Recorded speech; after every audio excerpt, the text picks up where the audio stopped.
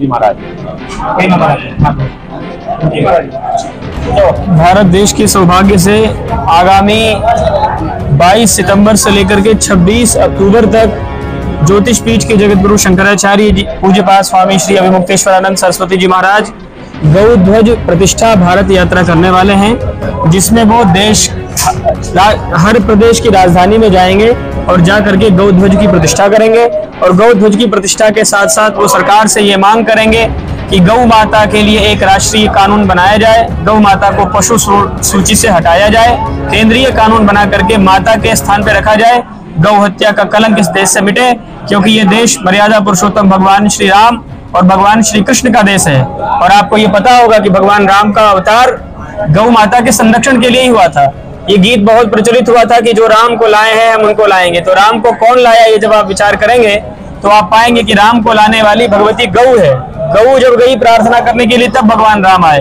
तो राम जी अब आ चुके हैं, तो राम जी के आने के बाद क्या मिला इस देश को, जब हम विचार करें तो हमको इस बात का गर्व होना चाहिए कि मर्यादा पुरुषोत्तम भगवान श्री राम के आने के बाद हमको गौ माता सुरक्षित मिली। गौ माता की हत्या जो इस देश में हो रही थी वो खत्म हो गई। आज ये दुर्भाग्य है हम सभी हिंदुओं का कि हमारे यहाँ आज 80,000 गौवंश की हत्या प्रतिदिन हो रही है। गौ मांस के निर्यात में भारत पूरे विश्व के स्तर पर बीफ एक्सपोर्ट में दूसरे नंबर पर है। तो ये हम लोगों के लिए शर्म का विषय है। हम चाहते हैं कि जिस देश में भगवान स्वयं गौपालक के रूप में, गोपाल के रूप में अवतार धारण करके अपने आप को गौरवान्वित समझते हैं, ऐसे भारत भूमि में पूरी तरह से गौ हत्या का कलंक मिटना चाहिए।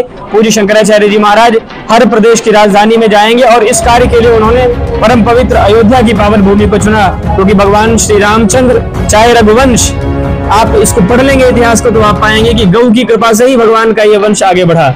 तो गौ के कार्य को शुरू करने के लिए परम पवित्र भूमि अयोध्या में पूज्य ज्योतिष पीठाधीश्वर जगत गुरु शंकराचार्य स्वामी श्री अभिमुक्तेश्वरानंद सरस्वती जी महाराज 21 सितंबर की रात्रि में आएंगे।